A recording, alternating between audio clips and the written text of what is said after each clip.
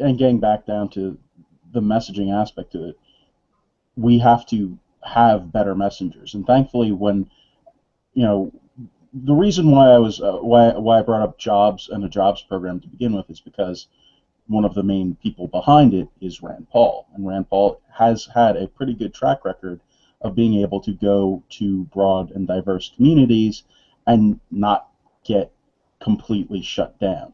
So we are building slowly better messengers, and clearly we have done some work this election cycle when it comes to doing that, when it comes to being better about messaging to broad groups of people. So I think that there are certain things, particularly jobs, and certain messengers, particularly Rand Paul in this case, that can make these issues stick and not appear to be something that the president can just, you know, dismiss, and the left can just dismiss as stupid ideas. And there are a lot of parts of the of these plans that have been accepted and praised by groups that are in these inner cities. So, sorry, Fisher, you were going to say something?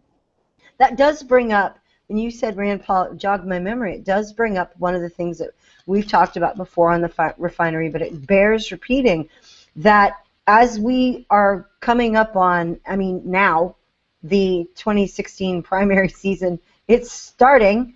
I want to caution everybody again, too, not to make this about the last man standing, king of the hill sort of thing, but that we do need to look at everyone that's in the talent pool as resources for messengers in different communities or different areas of the electorate or whatever, and that we start looking at them not as, you know, the obstacle to get over, to get our guy at the top of the heap, but that we don't do that hero go round again. We don't do the tearing down of everyone else to the exclusion of, I mean, to where there's no one left standing that's got any credibility with a huge portion of the base.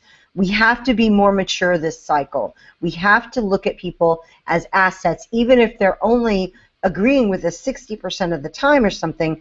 They're still an asset to us. Yes, you want to do everything you can to advance the guy that agrees with you the most, but in doing so, let's not leave scorched earth behind so that that guy can't go and reach his following for our guy if our guy's winning.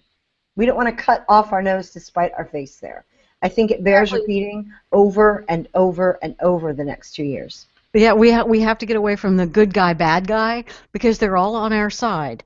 They're all good guys. One is better than the other for a particular thing, and we will end up finding one who is better overall enough to be the POTUS candidate, but we've got to stop vilifying our own team. What happens if, say, just off the top, just everybody hold your nose, but what happens if Christie becomes the nominee? Don't you want Rand Paul to be reaching his constituency, his following, and selling Christie to them in order for us to have a corporate win?